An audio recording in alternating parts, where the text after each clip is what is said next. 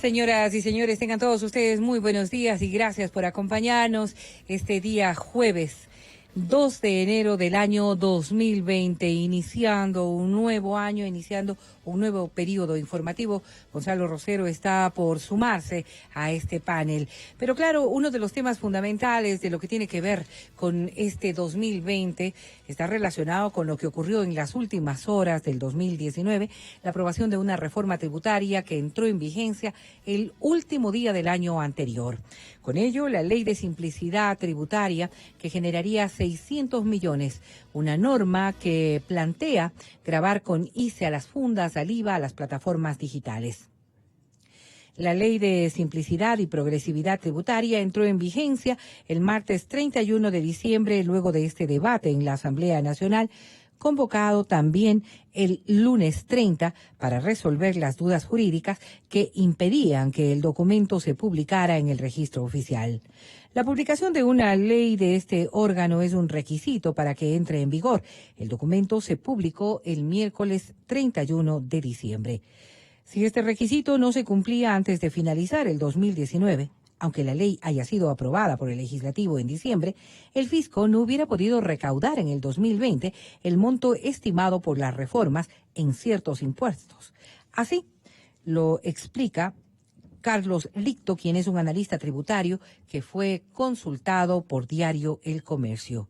Licto detalla que cuando se hacen cambios a impuestos de pago anual, como el impuesto a la renta, estos se ejecutan al inicio del nuevo periodo.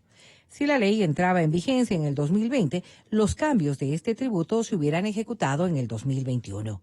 La nueva ley lo que plantea son cambios como gravar los impuestos a la renta, las ganancias que pagan las empresas a sus inversionistas extranjeros, eliminar el anticipo del impuesto a la renta. El gobierno estima que la reforma tributaria se recibirá, o permitirá más bien, recibir ingresos por 600 millones en el 2020. Con la entrada en vigencia de la ley, hay cambios que se ejecutarán a partir de enero y otros que se irán dando en los próximos 180 días para que aquellos se ejecuten. Así las cosas en lo que tiene que ver con esta reforma tributaria que ya entró en vigencia el último día del 2019. Con ello damos la bienvenida a Gonzalo Rosero, que ya está junto a nosotros. Buenos días. Vera, buenos días. Yo creo que le pasó a todo el mundo. El inicio de año. Sí, inicio de año y cambio de horarios. En nuestro caso tuvimos una vacación bastante extendida y pues no fuimos tan precisos en levantarnos. El país está cerrando, señoras y señores, un decenio que ha sido algo así como un vendaval político que nos mostró los riesgos de vivir en el autoritarismo pagando. Vivimos un doloroso terremoto que sacó la mejor cara de los ecuatorianos. Se evidenció la corrupción una vez más y la cantidad vergonzosa de casos de abuso sexual escondidos en el sistema educativo. Un vistazo a toda esta panorámica de país es lo que nosotros vamos a ejercitar con los desafíos correspondientes.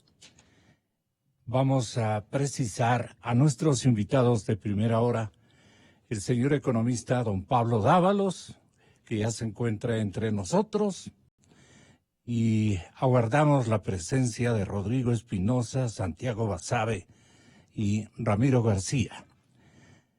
Muy bienvenido entonces, economista. Me parece que las enmiendas y los propósitos desde el lado económico, ¿en qué consistirían?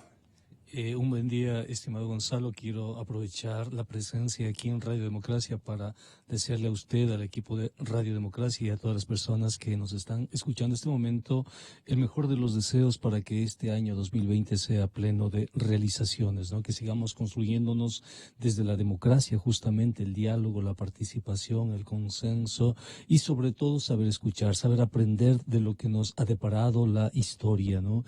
En ese sentido, cuando usted me pregunta cuál cuál es el desafío que tenemos como sociedad en este 2020, pienso que aquello que está generando una fuerza de gravedad, por utilizar una metáfora, aquello que está cambiando el ambiente económico es la carta de intención. Recordemos que los lamentables sucesos de octubre se deben justamente a este instrumento financiero denominado carta de intención.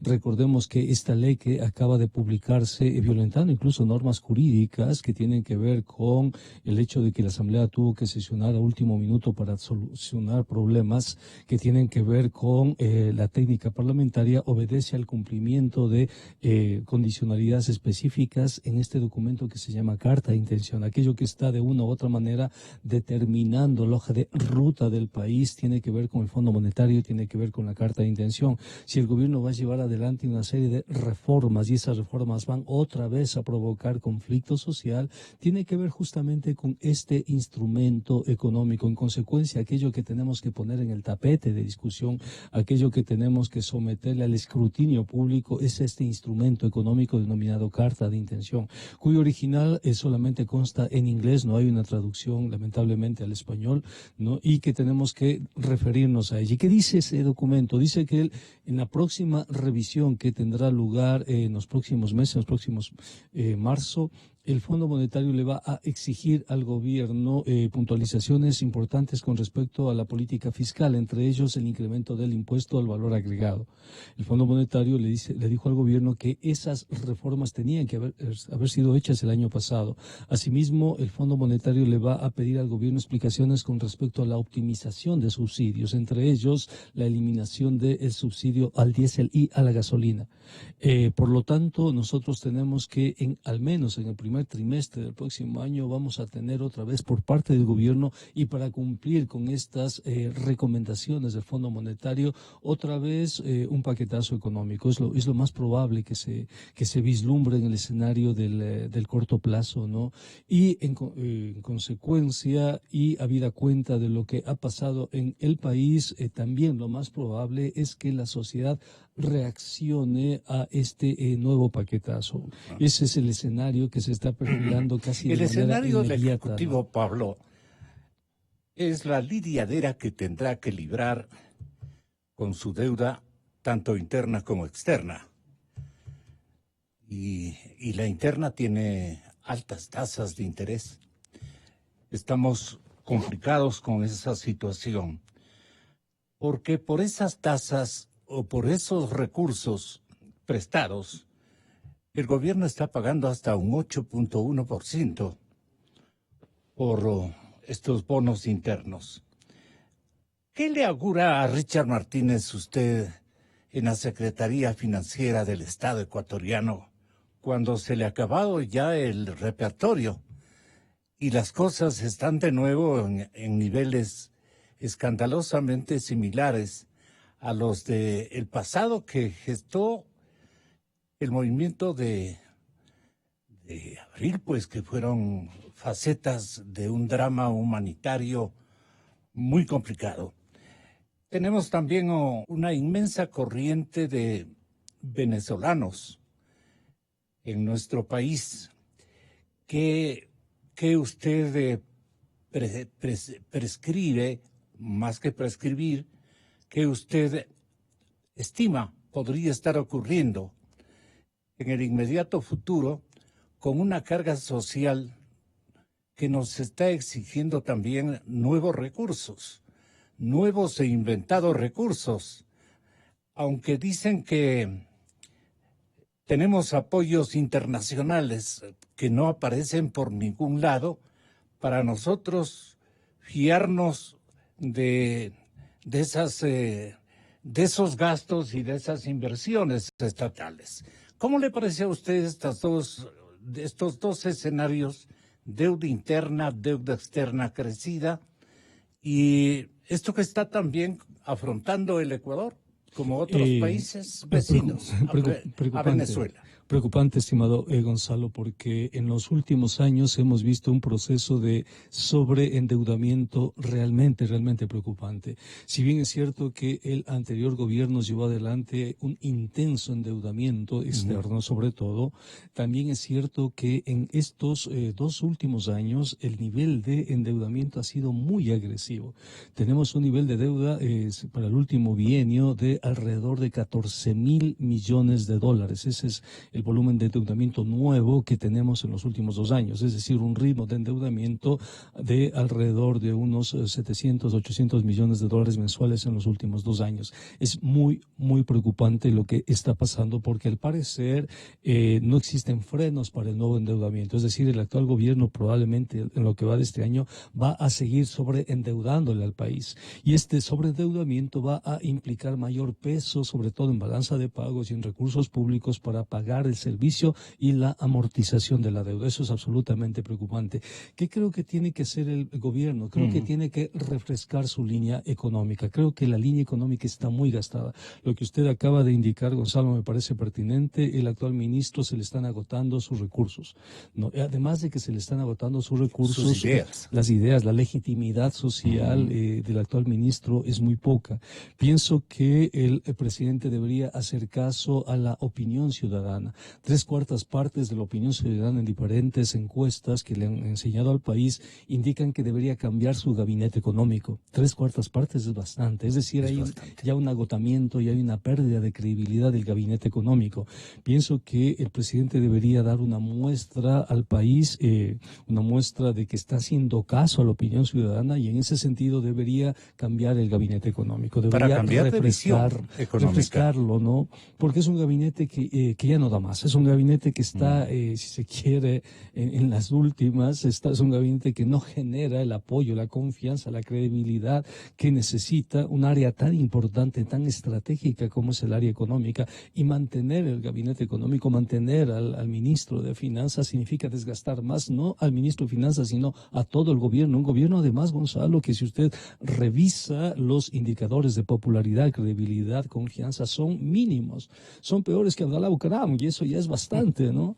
Entonces, si el gobierno quiere este último año gobernar sin mayor problema, debería refrescar sus líneas económicas, debería cambiar en este momento de ministro de Finanzas. Y con lo que hace referencia, Gonzalo, a la migración, es importante indicar que Naciones Unidas reconoce el aporte que hacen los migrantes al Producto Interno Bruto, el aporte que hacemos los ecuatorianos en España, por ejemplo. Murcia pudo salir de una crisis gracias al aporte que hicieron los ecuatorianos cuando migraron masivamente a Murcia, cuando migraron a Italia, ¿no? Cuando migraron a Estados Unidos. Estados Unidos es una potencia mundial gracias al trabajo de los migrantes, ¿no? Entonces, en términos... ¿Usted compara a los migrantes venezolanos con los migrantes ecuatorianos a España? Solamente me remito a lo que establece Naciones Unidas, lo que establece la CEPAL. ¿Cuál es ese informe? Cuando Naciones Unidas, cuando la CEPAL hablan de los fenómenos migratorios, hablan del aporte de trabajos que antes, de una u otra manera, los ciudadanos de ese país no los hacían por determinadas circunstancias y los migrantes van a esos trabajos. Los migrantes no son una carga a la sociedad, los migrantes contribuyen a la sociedad. Eso pasó con los ecuatorianos en España, con los ecuatorianos en Italia. Como técnico financiero, como experto financiero estatal, ¿cuál es la contribución que están ofreciendo inmensas cantidades de indocumentados venezolanos que una vez que se cumplió el plazo incluso y se fijó la meta de recepción, digamos, de estos migrantes, han venido de nuevo concurriendo a nuestro país? Y obviamente es por una necesidad vital, necesidades en las que tenemos que ser extremadamente solidarios. Por supuesto. Sin embargo, los problemas que están este momento provocando es quitar el trabajo a nuestros compatriotas, por ejemplo, en determinadas actividades. No tanto es así. Yo pienso que tenemos que hacer, al menos del Banco Central, por ejemplo, una cuenta satelital para tratar de entender cómo es el aporte que hacen los migrantes. Este momento no tenemos políticas de empleo. No se le puede acusar al migrante de quitarle trabajo a nadie porque no hay trabajo, Gonzalo, porque las políticas que estamos llevando adelante son políticas que destruyen el trabajo. No hay políticas de empleo en el país. Al no tener políticas de empleo, el colchón que absorbe el desempleo se llama subempleo. Nosotros tenemos este momento que el indicador del pleno empleo es el más bajo desde la dolarización. O sea, ¿por qué? Porque el gobierno ha fracasado en generar esas políticas de empleo.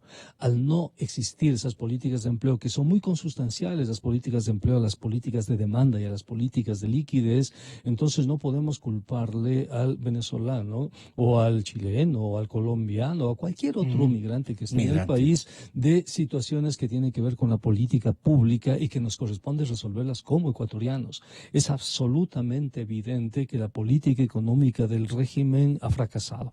Ha fracasado porque no ha permitido tener empleo. Ha fracasado porque no ha sido equitativa, no ha sido justa, no ha sido igualitaria. Usted acaba de ver la cifra, Gonzalo, de las utilidades de los bancos, cómo se han incrementado las utilidades de los bancos al mismo tiempo que se ha incrementado el índice de desempleo y subempleo en el país.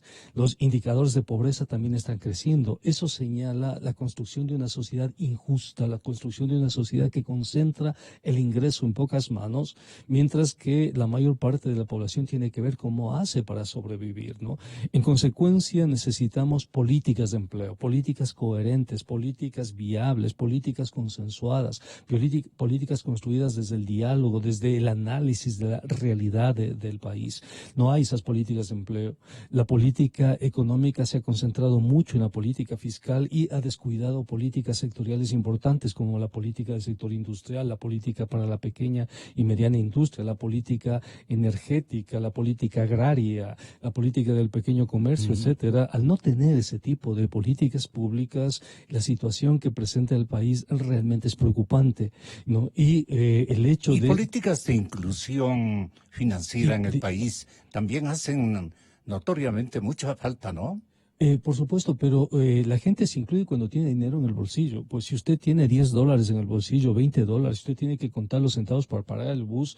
¿De qué le sirve tener una cuenta en el banco? Sin tener una cuenta en el banco, además, es carísimo en este momento, ¿no? Los costos financieros de tener una cuenta son muy altos, sin considerar el hecho de que a veces el banco le cobra por cualquier servicio que usted no ha demandado. Entonces, tener una cuenta en un banco y demandar la inclusión financiera en contexto cuando esos costos financieros en dólares son demasiado altos. ¿Cómo es posible que usted vaya a un cajero y le cobren, qué sé yo, 50 centavos por una transacción de $20, de $10? Eso no es compatible con el ámbito y con la intención de incluir financieramente a los ecuatorianos. Para poder tener una política de inclusión financiera necesitamos reducir los costos financieros, los costos de transacción financieros, llevarlos a cero esos costos de transacción financieros, de tal manera que cuando usted vaya a un cajero automático, el cajero le presente su estado de cuenta de forma absolutamente gratuita, porque además es posible hacerlo. Cuando usted saque dinero del banco, el costo sea mínimo. Cuando usted haga transferencias, el costo sea mínimo. Que el banco no le cobre cosas que usted no ha pedido, ¿no? Ni servicios que usted ha demandado. En otras palabras, más transparencia del sistema financiero, más transparencia del sistema bancario. ¿Y qué nos dice? No nos ha dicho todavía lo que aspiramos a alcanzar de usted respecto a que el gobierno está utilizando créditos con tasas superiores a 8 puntos porcentuales. Eso va a tener Es una locura, eso duplica la deuda. Claro, eso duplica la deuda, Gonzalo. ¿Por qué? Porque el ministro de Finanzas es un fracaso. Porque cuando él asumió el Ministerio de Finanzas, el riesgo país estaba en 400 puntos, cuando él asumió. Él asumió a mediados del año 2018, ¿no? El volumen de endeudamiento no llegaba al 35% del Producto Interno Bruto. Este momento hemos superado el 42% del Producto Interno Bruto y el riesgo país ha superado los 1.000 puntos. Al superar los 1.000 puntos del riesgo país, tenemos que pagar por ese riesgo país una tasa de interés realmente demasiado alta. Por lo tanto, creo yo, lo primero que tiene que hacer el presidente es revisar lo que digo, oxigenar el gabinete económico. El año 2020 tiene que ser un año de oxigenamiento, un año de diálogo, un año de paz, un año de construcción de consensos. El presidente debe decirle al Fondo Monetario que no tiene el espacio político para llevar adelante esas medidas tan duras que están planteadas ahí, ¿no? Y proponer un ambiente de diálogo para que la transición democrática del 2021 sea dentro de ese ambiente de diálogo, que no sea dentro de un ambiente de crispación social, de tensión, de conflicto social. En consecuencia, el gobierno tiene que, creo yo, ser más prudente, más cauto, aprender de lo que está pasando, aprender a leer las señales que le está dando a la realidad. La gente le está pidiendo cambios. La gente le está pidiendo políticas. ¿Cambios en dónde? En el gabinete económico. Para aportar nuevas ideas, tal vez. Por supuesto. Iniciativas. Estamos muy concentrados en la política ¿Destinado fiscal. a qué? ¿De cuáles políticas se ha alejado el Reactivación, ministro Martínez? reactivación. No necesitamos concentrarnos en lo fiscal. Lo fiscal ya está definido por la Constitución, por la ley. Lo fiscal ya tiene su lógica. Fuera de lo fiscal existe un ambiente que es lo que estábamos conversando, o sea, políticas laborales, por ejemplo. Políticas que tienen que ver con la reactivación, políticas que tienen que ver con el apoyo a la microempresa, políticas que tienen que ver con la consolidación de la banca pública de desarrollo, por ejemplo, políticas de reactivación. Eso quiere la sociedad, eso demanda la sociedad, reactivación económica. La sociedad no demanda ajuste porque los ajustes han fracasado en Grecia, ¿Cómo fracasado se en Portugal, experimenta en una Argentina. reactivación productiva? Una reactivación productiva se hace a través de políticas de liquidez. Una buena medida de reactivación productiva, por ejemplo, es la disminución del IVA o el IVA sectorial, por ejemplo, ¿no?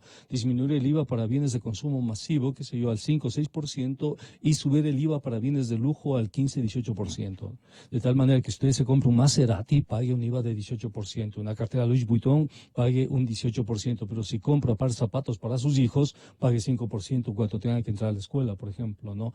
Es decir, una política sectorial de IVA, una política adecuada de recaudación tributaria que permita la redistribución del ingreso, sobre todo a los grandes capitales, a los grandes grupos de poder. Mire la utilidad de los bancos, nadie niega la utilidad de los bancos, pero habría sido preferible que esa utilidad se dé en un contexto de crecimiento del empleo, en un contexto de crecimiento de la equidad, donde todos los ecuatorianos estemos bien y no exista un gran porcentaje de ecuatorianos que no sepan cuál será su futuro de aquí a la próxima semana, porque tienen que vender en la calle, tienen que buscar trabajo, etcétera.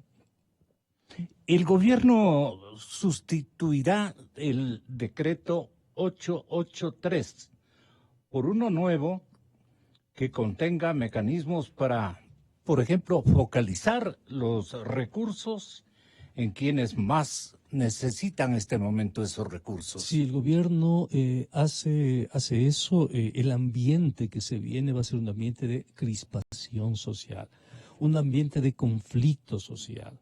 Si el gobierno quiere mantener la paz, la calma, la tranquilidad en el país, no puede tomar esa medida. O sea, no puede otra vez exponerle al país a los eventos de octubre. Ya no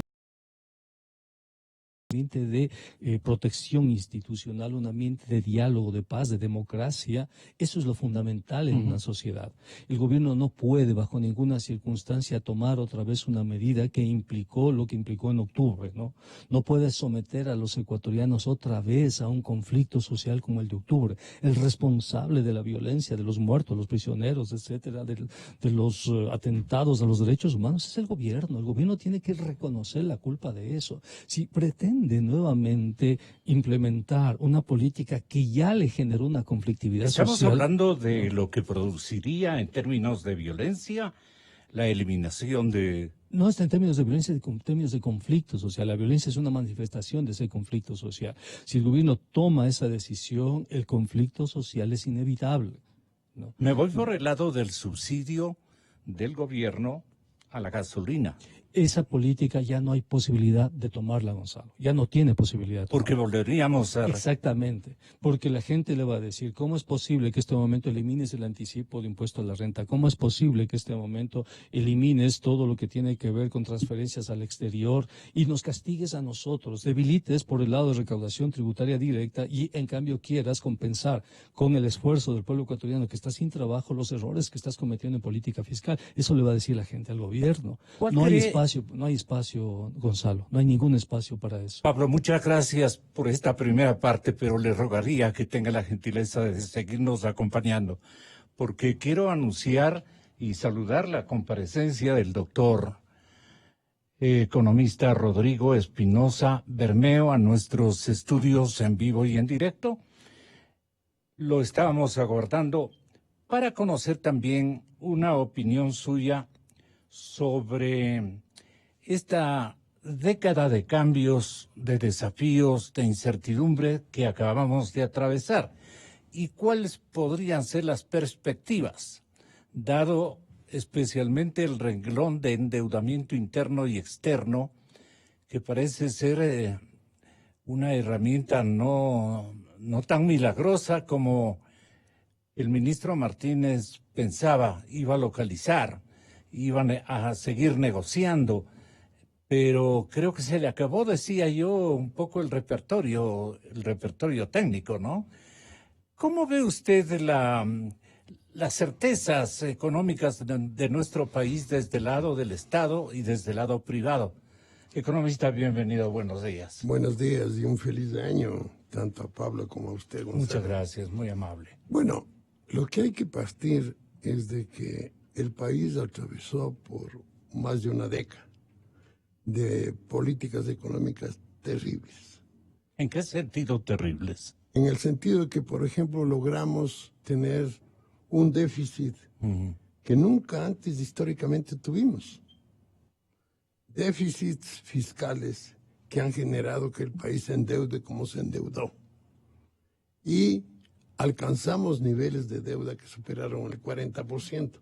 Pero lo importante es que el país tuvo que endeudarse porque los ingresos del sector público fueron muy inferiores a los gastos. Cuando los gastos superan a los ingresos, hay que endeudarse, sea en el país o en el exterior. El país no tiene suficientes recursos cuando el endeudamiento es extremadamente alto. Entonces, eso es lo que generó la necesidad de un ajuste. El presidente Moreno, al comienzo de su gobierno, el ajuste no realizó un ajuste debido. Y lo está haciendo un ajuste suave, pero con un criterio económico más claro, más racional, más acercado a la academia, en el sentido de que tenemos que reducir gastos y tenemos, lamentablemente, que buscar ingresos que permitan reducir las necesidades de financiamiento en el exterior. Caso contrario, el país se hunde. No podemos seguir endeudándonos. Es imposible.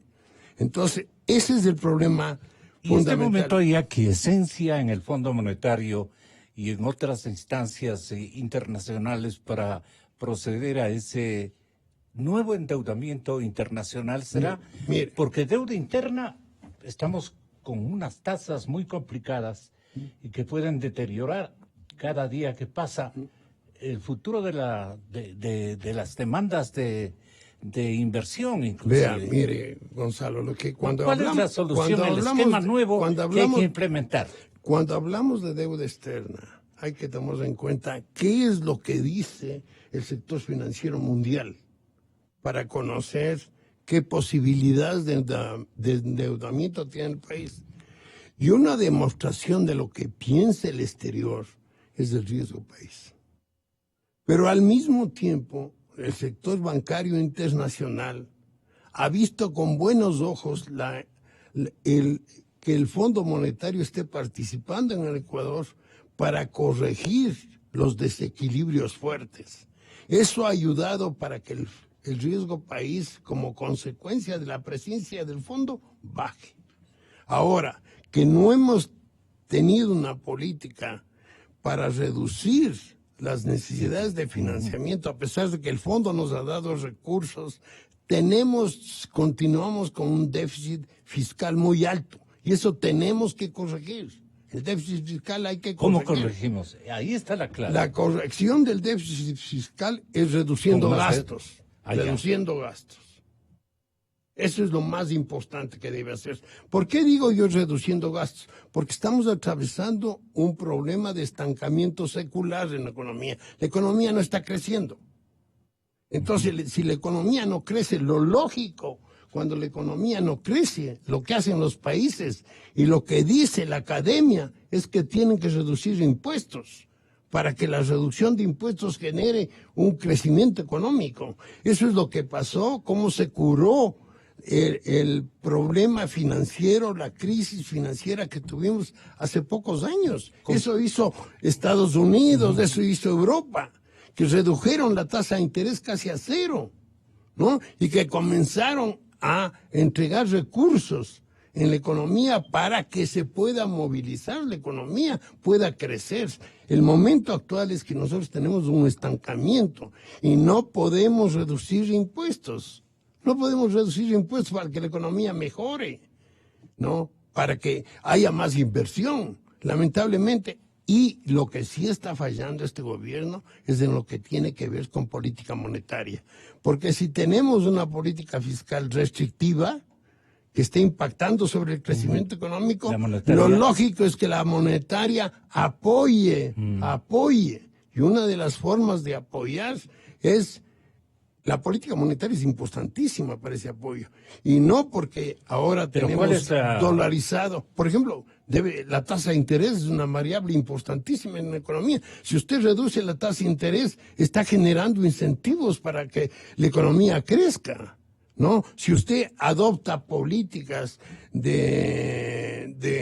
por ejemplo, obligar a que las instituciones financieras, cuando aumenten capital, lo aumenten capital no solamente con dividendos no distribuidos, sino que lo hagan con dinero fresco. En este momento el sector financiero está apoyando bastante a la economía porque está trayendo recursos del exterior en forma de financiamiento privado para incrementar el crédito, para aumentar el crédito. Y el crédito en el país está aumentando más que los depósitos. Entonces, la banca lo que tiene que hacer es un sacrificio mayor en el sentido de que debe reducirse los impuestos, debe reducirse la tasa de interés. Eso es importantísimo. Yo vengo diciendo esto desde hace más de 4 años. ¿Y es fácil tomar esa decisión o difícil dadas las circunstancias de endeudamiento interno? No, mire, eso alivia el endeudamiento interno. Si usted necesita financiamiento y va a pagar 2% menos, le hace a usted menos riesgoso para la banca. Menos riesgoso para la banca. O sea, la banca puede dar más crédito, puede llegar a niveles más amplios de sectores que tengan riesgos adecuados a esa tasa de interés. Entonces, la tasa de interés permite realmente que la banca pueda conceder crédito a un número más grande de clientes, pero adicionalmente que la banca se obligue. Y el sector privado, al reducirse el costo del financiamiento, es igual que si usted estuviera reduciendo impuestos, y quizá más, ¿no? Porque la tasa de interés tiene un impacto importante en el Ecuador. Entonces, eso hay que hacer, pero para hacer eso se necesita un banco central que tenga gente que conozca monetaria, que es lo que vengo diciendo yo. Y si usted no tiene gente que conozca monetaria, entonces es un problema porque no pueden afinar. ¿Este ministro de Economía y Finanzas no conoce mucho de monetaria? Él no conoce monetaria, es muy pocos en el país los que conocen monetaria, pero él lo está haciendo bien en las finanzas públicas. No como señala Pablo. Él lo está haciendo muy bien, con un criterio racional en el sentido de que está muy lento, eso sí, muy lento, pero tiene que reducir gastos. Gonzalo, yo pienso primero, aprovecho para saludar a Rodrigo, desearle también y yo aprovecho también para saludar a Santiago Basabe y al doctor Ramiro García, que nos están escuchando. De Economía se lo juzga y se lo evalúa por los resultados. Por eso se lo evaluó. Es decir, si él asume la cartera de Economía y el riesgo país está en 400 puntos, y año y medio después sube a más de 1.000 puntos, algo no está bien.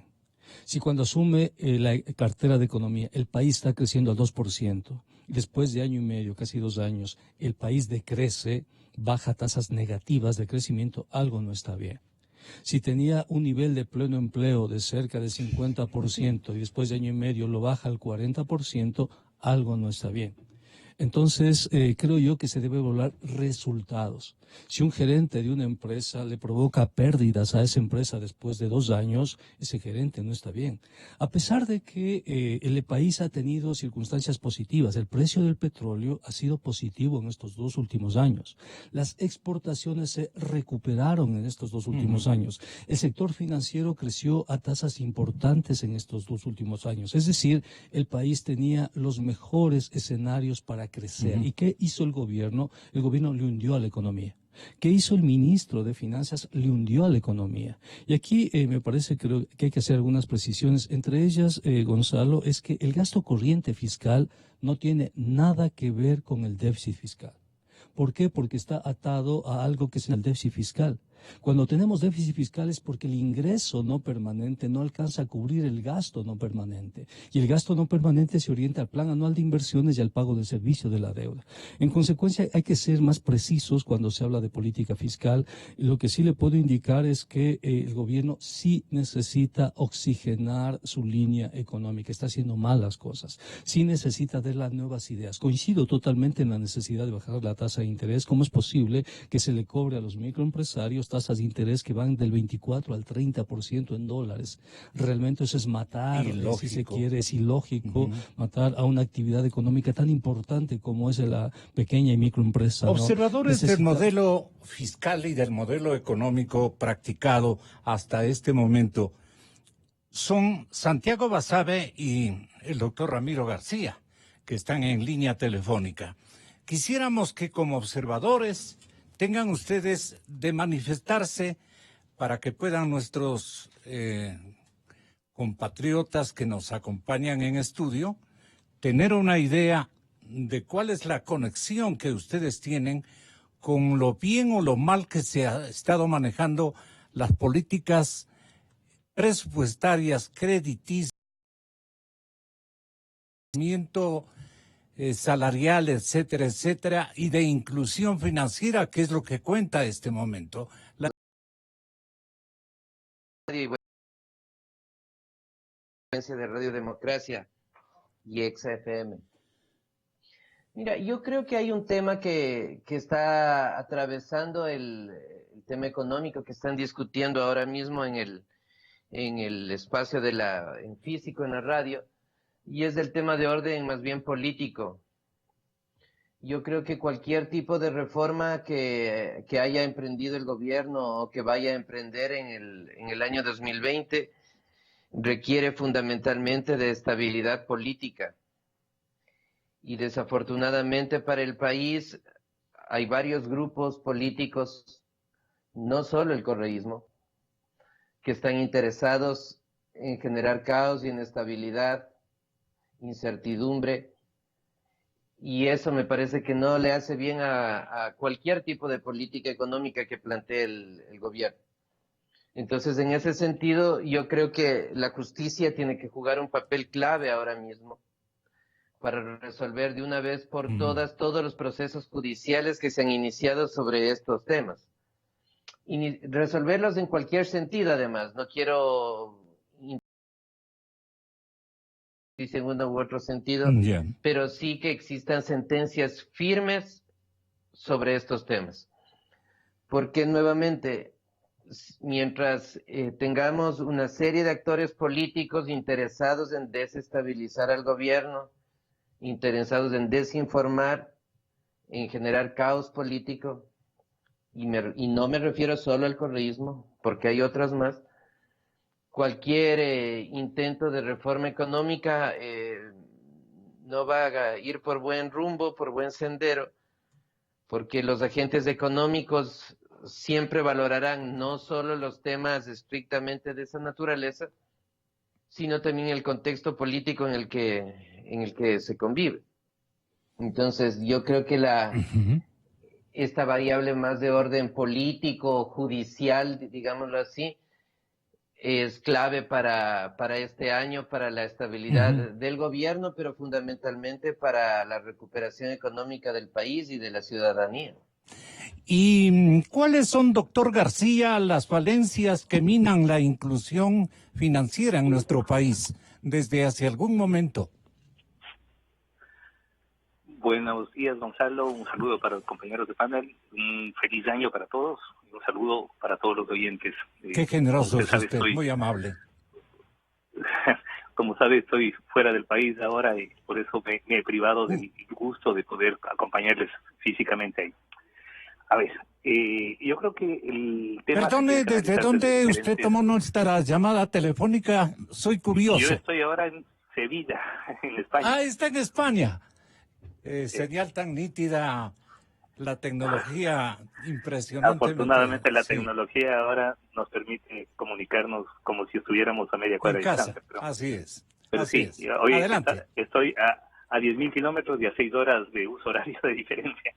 Imagínese. A ver, yo creo que el tema hay que analizarlo de diferentes aristas. Concuerdo plenamente con Santiago, a quien saludo de manera especial, en que la justicia es un actor fundamental. Si no tenemos seguridad jurídica en el país, si no sabemos que este es un país en el que el inversor puede y debe ser tratado como igual jurídicamente, si no sabemos en que los temas de corrupción se van a procesar y que los dineros públicos van a ser utilizados adecuadamente y no en coimas y enriquecer a unos pocos que manejan el poder, creo que no podemos avanzar como país. Uh-huh. Por otro lado, concuerdo en que el escenario 2020 para el gobierno se le viene difícil en lo sociopolítico y en lo socioeconómico. Tener menos de 20% de aceptación me parece que reduce sus posibilidades de acción. Me parece paradójico que esto lo diga Pablo, a quien también le envío un fuerte saludo, que como candidato a la alcaldía obtuvo el 1.14% de votación, así que creo que en eso hay que ubicar un poco los contextos. Sí, es verdad, los márgenes de acción del gobierno se reducen. Usted puede equilibrar un presupuesto reduciendo el gasto o incrementando los ingresos. Punto. Y la forma de incrementar los ingresos son o usted incrementa los tributos o usted se endeuda de manera agresiva, que es lo que ha pasado actualmente. Concuerdo en que es una locura contratar créditos alrededor del 8 o 10%, mientras Colombia lo hace al 4%, pero hay que recordar que esos porcentajes van en relación directamente proporcional al riesgo país. Y que el riesgo país no lo podemos solamente, no le podemos solamente endosar a una supuesta mala gestión de gobierno. Recordemos que luego de octubre el riesgo país se fue a los 1.400 puntos. Que se ha logrado bajar 450, que tenemos ahorita alrededor de los 950 de riesgo país, sí, es verdad, pero todavía es altísimo. Entonces, claro, con 950 de riesgo país nadie nos va a querer prestar por menos del 8 o 9%. Eso hay que tenerlo claro. Otra cosa que hay que tener claro es las que las tasas están entre el 5 y el 8, 1. Yo diría que más, porque en los bonos que ubicó el gobierno últimamente fueron por sobre el 8%. Pero insisto, todo esto va en relación directa con el riesgo país. Otra cosa que hay que recordar es que cerca del 80% de nuestro presupuesto va a gasto corriente. De esa manera es inmanejable un presupuesto, entonces es necesario reducir gastos. El gobierno hizo un intento de reducir el gasto público por la vía de eliminación de los subsidios a los combustibles fósiles. Esto generó una reacción sociopolítica muy compleja. Los escenarios de octubre del 2019 pues esperamos que no se repitan. Pero claro, todo esto redujo el margen de acción de parte del gobierno. Entonces, por el otro lado, por la vía de la reducción del tamaño del gasto público y del tamaño de la burocracia, se está tratando de generar ahorros. Pero claro, esto también tiene otros efectos colaterales. Porque cuando hablamos de reducción del tamaño de la burocracia, lo que estamos hablando es del despido de gente. Y gente que se va a la desocupación y que va a engrosar, por el otro lado, los índices de no empleo o de subempleo. Entonces, bueno, todo esto se tiene que tomar en cuenta. ¿Están minados por defectos o falencias la inclusión financiera, especialmente grupos juveniles? Mire, yo no creo que sea tan así. Yo creo que el tema de los costos financieros que planteó Pablo me parece sobredimensionado. Para uno abrir una cuenta necesita menos de $200 en cualquier banco, y en una cooperativa de ahorro y crédito mucho menos todavía. Yo creo que no es un problema de inclusión en el sistema financiero. Yo creo que es un problema de generación de empresa y de empleo. Y es por ahí donde se tiene que enfocar las políticas económicas. No concuerdo con Pablo en cuanto a que la solución es un cambio de nombres o un remozamiento entendido como un cambio de personas. No, acá lo que necesitamos es un cambio de políticas económicas. Que alguien nos diga claramente cómo vamos a generar más inversión nacional e internacional, cómo vamos a generar más empleo, cómo vamos a reducir el gasto público, cómo vamos a equilibrar las cuentas. ¿Usted podría no contestar estas preguntas, Rodrigo Espinosa? Sí, es bastante difícil, mire. Estamos hablando que el país está atravesando un estancamiento económico. Entonces, en épocas de estancamiento económico, lo lógico es que... Abaratar. digamos que se gaste más. Como tenemos un desequilibrio fiscal muy grande y es el que ha generado el problema, porque ahí está usado gasto corriente, está corrupción, está un sinnúmero de desperdicios que hay en el sector público y que fueron creados en el gobierno anterior. El gobierno de Moreno lo que está haciendo es corrigiendo, pero lentamente, y tiene que reducir gastos corrientes. Eso es lo más importante que tiene que hacer, no lo que dice Pablo. Los gastos corrientes tienen que bajarse, porque no es lógico que el total de impuestos que el país tiene se dedique solo a financiar gastos corrientes. Los impuestos tienen que financiar también inversión. Eso es lo importante. Y los impuestos logran financiar inversión cuando hay superávit. Entonces, eso es lo que hay que hacer. No hay que tirar todos los impuestos para gastos de consumo. No hay que tirar todo lo que le decía yo. ¿Sí? Sí, Gonzalo. Pablo quiere hacerle...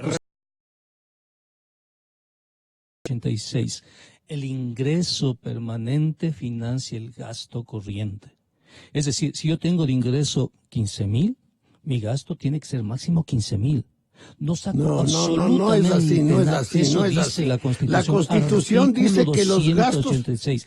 Perdóname, pero el déjame ingreso hablar, permanente se financiará Déjeme hablar. Si no puedo hablar... Él está en turno.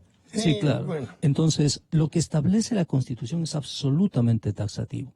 Es decir, la Constitución define ingreso permanente e ingreso no permanente. ¿Dónde se genera el déficit fiscal?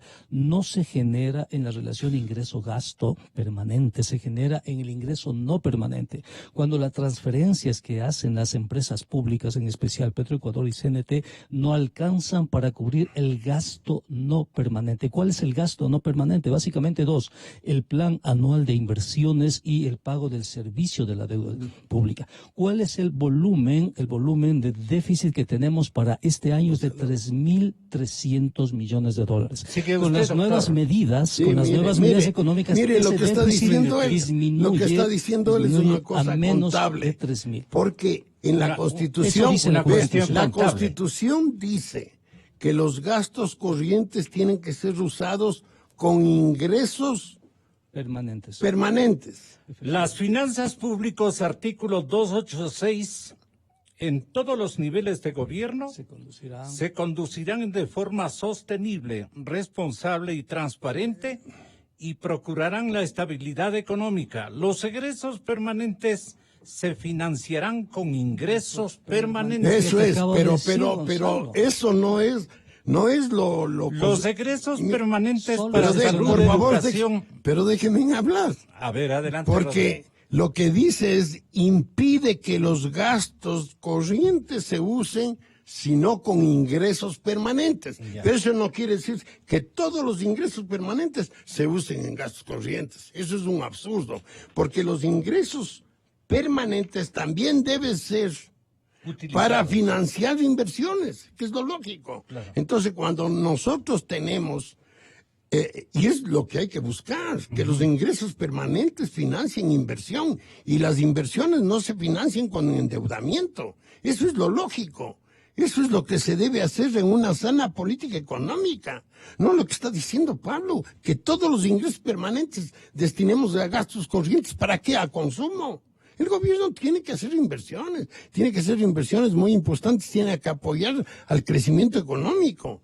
Entonces, eso es lo lógico. Lo que dice la Constitución es que impide... ¿A dónde debe orientar inversión en crédito el gobierno nacional este momento? El gobierno debería realizar inversiones que tengan un impacto importante en el empleo y que tengan un impacto importante en el crecimiento económico. Verbigracia. Y eso, lamentablemente, la falta de recursos... ¿Pero cuáles son los ámbitos? No, el sector de la construcción es muy importante. Bueno. ¿No? Hay también que ayudar a lo que está pidiendo el Fondo Monetario, que cada vez el país destine más inversiones al sector social. Eso es lo que pide el Fondo Monetario, ¿no? Y que está obligando al gobierno que lo haga, que no reduzca la inversión social.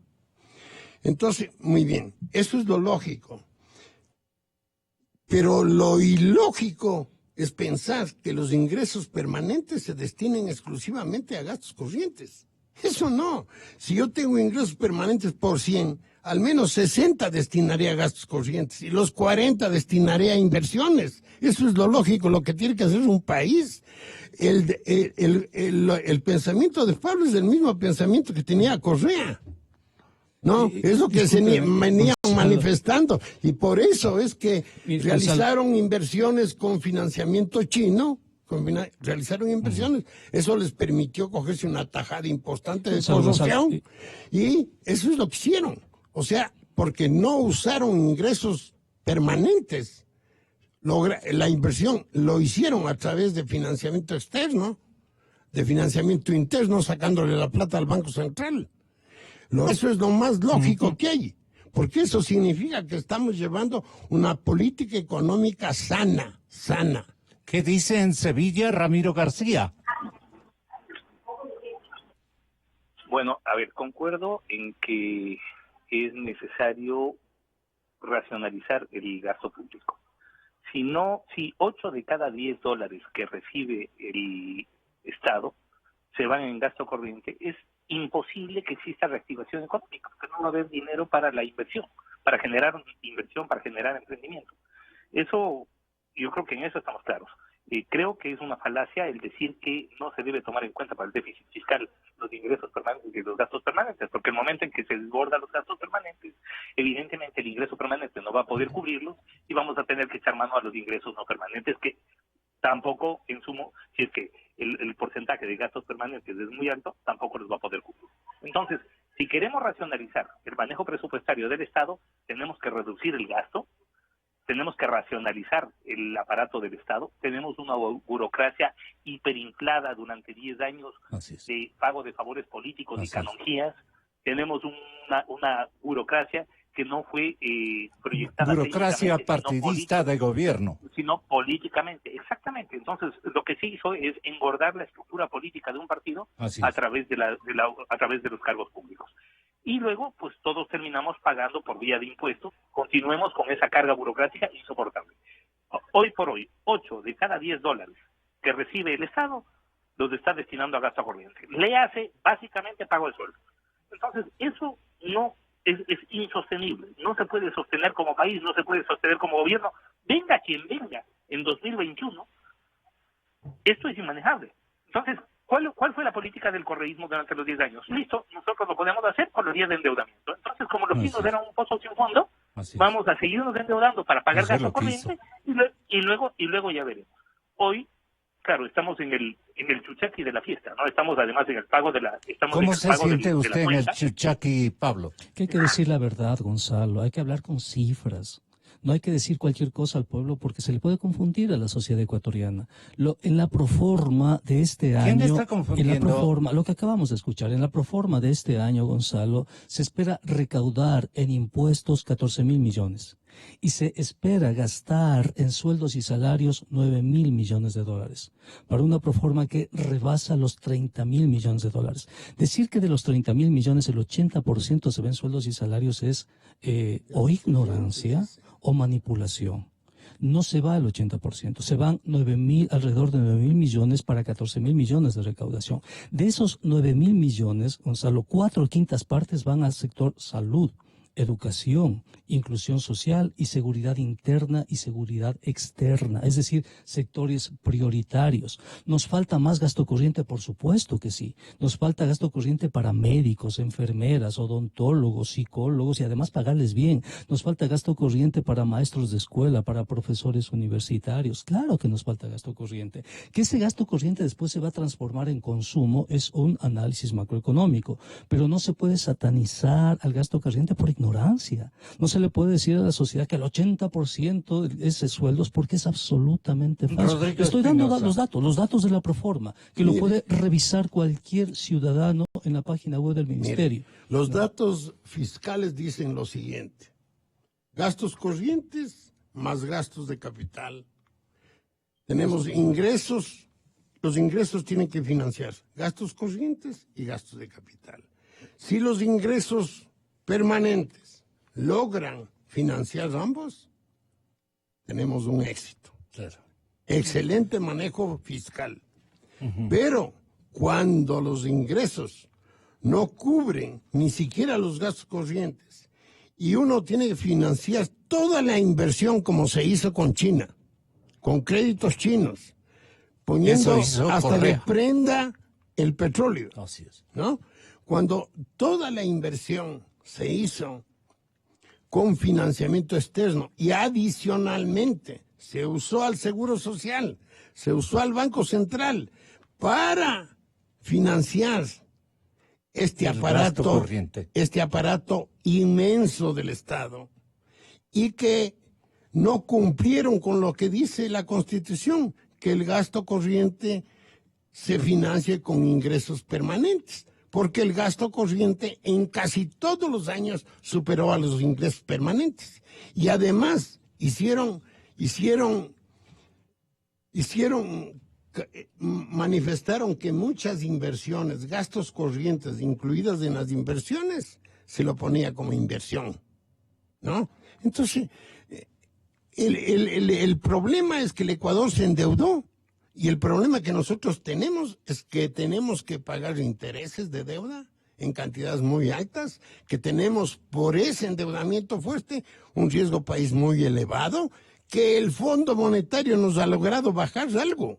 Y cada vez que tenemos alguna política racional del gobierno, como la última de la Asamblea, de aprobar este crecimiento de ingresos, inmediatamente bajó el riesgo país. Y si el país está en calma y si permiten que el gobierno pueda reducir el déficit fiscal, como lo está al menos pidiendo el fondo, que no le está exigiendo una reducción de gastos, como dice Pablo, de que vamos a generar un paquetazo. No, no hay ningún paquetazo aquí.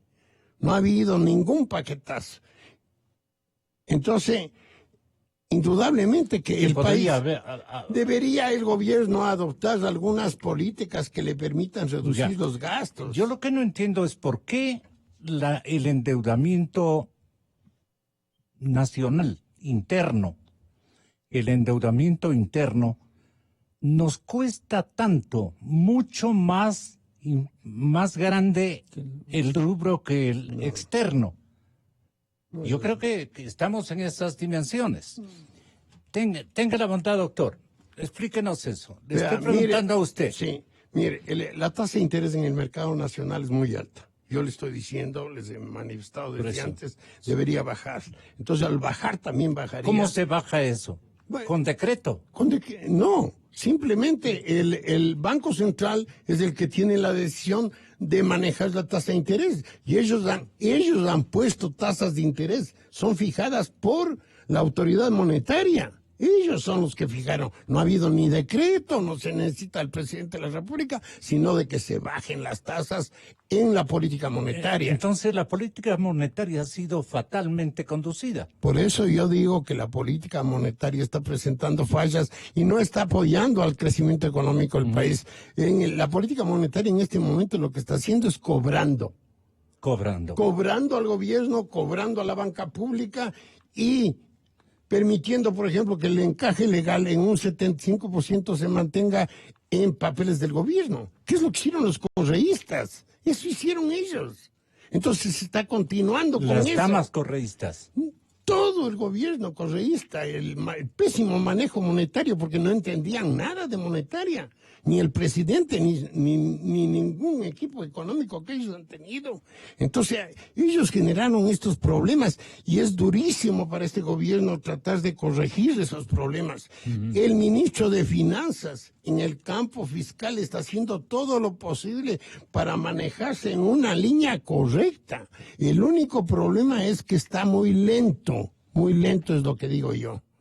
Pero la línea es correcta. Por eso tienen que la banca internacional, que trata con todos los países del mundo, sean de izquierda, sean de derecha, da su opinión sobre el país. Y la opinión de la banca internacional es positiva respecto al Ecuador. Que el Ecuador está haciendo lo imposible para corregir lo que dejó haciendo Correa, lo que hicieron ellos. Eso es lo que tenemos que... Pero a la final usted dice que son los mismos. Al comienzo fueron los mismos. Al comienzo en el gobierno de Moreno fueron los mismos. El cambio viene con el cambio del ministro Martínez. Ahí viene un cambio. En la política, en la conducción de la política económica. ¿En qué sentido se da ese cambio? Que comienza él a tratar de reducir el déficit fiscal y ha hecho esfuerzos inmensos para corregir el déficit fiscal. Mire, el mero hecho que ha mantenido que, por ejemplo, que los sueldos y salarios casi no crezcan desde que él es ministro. Debieron bajar mucho más, pero él ha mantenido, él ha enfrentado presiones muy grandes. Mire, ¿cómo es posible que el Ecuador, un país tan pobre, esté subsidiando los combustibles como subsidia? ¿A quiénes? A los narcotraficantes, a la gente que tiene recursos. Y que el Ecuador tenga un precio del combustible. Más que todo el costo de narcos. Vea, y el Ecuador tiene un precio del petróleo. Es materia prima fundamental para ellos. El precio del petróleo en el Ecuador es solamente más bajo, es solamente el venezolano. El precio del combustible en Colombia, en Perú, en Argentina, en todas partes más alto. Y solamente en el Ecuador es extremadamente bajo. Y cuando se trata de subir se arma el escándalo. Y se dice que puede generar otro problema. ¿Usted qué opina, Santiago Basabe? Mira, Gonzalo, yo creo que el problema de fondo acá es que hay sectores de la opinión pública, hay sectores políticos, hay expertos que están interesados en dar soluciones, como le escucho al doctor Rodrigo Espinosa, en el sentido de que el gobierno pueda mejorar su desempeño, que el país pueda mejorar la economía y que el país pueda salir al menos parcialmente de esta crisis. Y el objetivo es que la inclusión financiera funcione. Pero desafortunadamente hay otros grupos políticos, hay otros sectores que no están interesados en que el gobierno pueda enmendar y que la economía del país pueda resolverse y que el bienestar ciudadano mejore, sino que están interesados en desestabilizar, en generar caos y en generar la salida del gobierno, la inestabilidad, y eso es distinto. Y eso me parece que no habla de una vocación cívica de las personas. E insisto, y no me refiero solo al sector cercano al expresidente Correa. Entonces yo creo que la ciudadanía debe ser lo suficientemente inteligente para diferenciar la crítica constructiva orientada a que el país mejore y que el gobierno termine su periodo, y la crítica orientada a desestabilizar y a buscar que el gobierno del señor Moreno termine antes. Y el problema de que el señor Moreno salga antes del gobierno, el problema de generar caos, no es un problema del señor Moreno ni del gobierno, sino es un problema de la población, del país. Yo creo que en muchos sectores todavía se asume que es posible volver a la época de incertidumbre de los años 90 y generan críticas buscando nuevamente que esa incertidumbre se presente en el país. Entonces yo creo que nuevamente que ahí un ejercicio que nos hace falta hacer es de ese tipo. A usted se le ha escuchado permanentemente manifestar de que una vuelta al pasado sería catastrófico. Mire, Gonzalo, yo advertí al país lo que iba a pasar antes de octubre. en esta radio y en varios foros académicos, porque la academia es para eso, pues, es para visualizar, vislumbrar escenarios. Cuando se firmó la carta de intención, yo dije, esto va a provocar una crisis. Le dije aquí, Gonzalo. Sí. Antes de octubre le dije, esto va a provocar una crisis social. Y efectivamente pasó, Gonzalo, porque el país no tiene espacio para el ajuste económico, no hay espacio social. El ajuste económico no es solamente una racionalidad fiscal económica, va mucho más allá de eso. Implica también acuerdos sociales, institucionales, jurídicos, etcétera. Antes de que pase lo de octubre, anticipé. Y hoy, a inicios de año, sigo anticipando, Gonzalo. El país no tiene espacio, no hay posibilidad alguna de llevar adelante ajustes económicos. Ya no estamos en los 80, ya no estamos en los 90, estamos en sociedades del siglo XXI. ¿Y entonces cómo reemplazaría? Cumpliendo la ley, Gonzalo, cumpliendo la Constitución. Pero nada ¿qué más. parte de la ley? La Constitución dice, ingreso permanente financia gasto permanente, punto. De ahí no me muevo. Si yo tengo ingresos 15,000, mis gastos son 15,000, no me muevo de ahí. Es decir, cumplo con la ley. Si la ley me dice que el Banco Central no es autónomo, respeto la ley. Si la ley me dice que las empresas públicas son autónomas, respeto la ley. Si la ley me dice que no me puedo endeudar para gasto corriente, que solamente puedo endeudarme para gasto de inversión, respeto la ley. Lo que necesitamos es respetar la ley. Necesitamos un ambiente de paz, de conciliación. Llamar a la justicia a que empiece a perseguir a todos los disidentes y demás es fascismo, pues. Y necesitamos este momento un ambiente de paz, de conciliación, de reconciliación. El gobierno no puede aplicar ajustes en un contexto donde no tiene el espacio político para eso. Es problema de reconciliarnos. El tema fundamental, Ramiro García en España. A ver, yo creo, como lo dice Santiago, que el tema va más allá de lo económico y va hacia el campo de lo político. Sí, como dije hace un momento, acá no hay soluciones mágicas. O se incrementa el ingreso y se reduce el gasto, o simplemente es inviable un gobierno desde la perspectiva económica. Y yo creo, y concuerdo con Santiago, en que hay sectores que están jugando a eso. Es decir, si nos ponemos en la onda de no vamos a permitir que se incrementen los ingresos vía carga impositiva y no vamos a permitir que se reduzcan los gastos vía reducción del aparato público o vía reducción de los subsidios, simplemente hacemos imposible cualquier posibilidad de gobierno. Y yo creo que a eso están jugando. Es decir, están jugando a que exista una ruptura democrática y bueno, en Río Revuelto ganancia pescadores. Así es. Hay varios sectores, no solamente el correísta, en eso coincido plenamente, pero si nos dicen no hay posibilidad de un reajuste económico, entonces ¿cómo financiamos? Perdóneme, es un lirismo esto de cumplamos la ley. Perfecto, cumplamos la ley, no gastemos más de lo que ingresa, entonces reduzcamos el gasto público. Claro, y además, ¿qué pasa cuando cuando los ingresos permanentes no me permiten pagar los sueldos? No me permiten pagar los sueldos de policías, de maestros, de médicos. ¿Qué hago con eso? No me endeudo. Tengo que endeudarme para pagar gasto corriente. Entonces, claro, de acuerdo, cumplamos con la Constitución y la ley, pero permitamos que esos mínimos que establece la Constitución se cumplan.